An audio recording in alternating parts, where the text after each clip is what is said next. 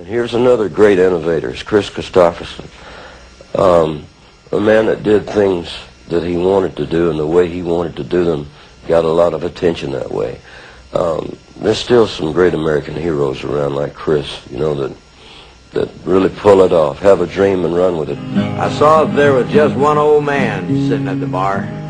In the mirror I could see him checking me and my guitar. And he turned and said, "Come up here, boy, and show us what you are." I said, "I'm dry." He bought me a beer.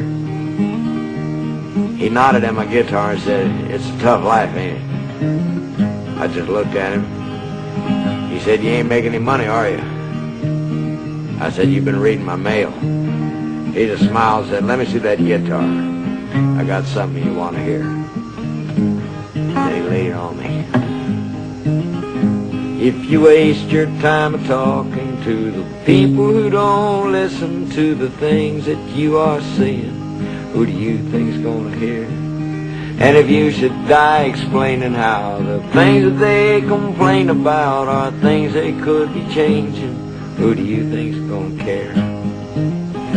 There were other lonely singers in a world turned deaf and blind, who were crucified for what they tried to show. Their voices have been scattered by the swirling winds of time, 'cause the truth remains that no one wants to know. Well, that old man was a stranger, but I'd heard his song before, back when failure had me locked out on the wrong side of the door, when nothing stood behind me but my shadow on the floor. Lonesome was more than a state of mind. You see, the devil haunts a hungry man,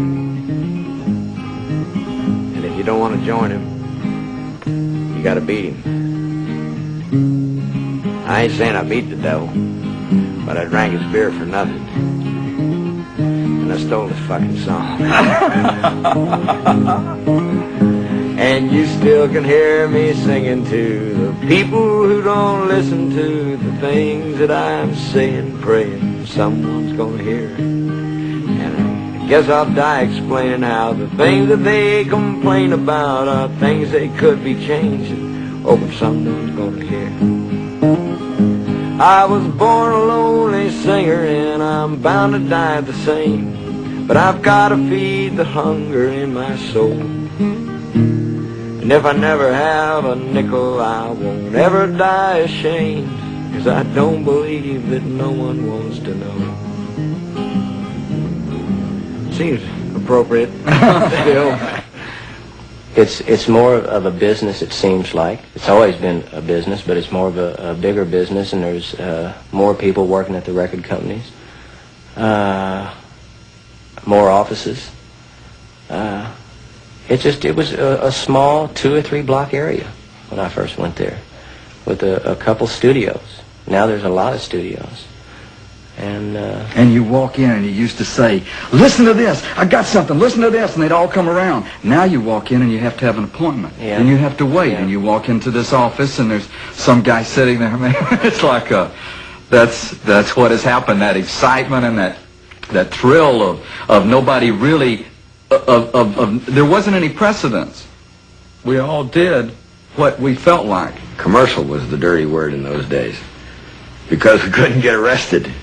And so we thought everybody who was commercial had sold their soul, more or less. Soul was a big word in those days. And Willie was soulful, as Johnny Cash was.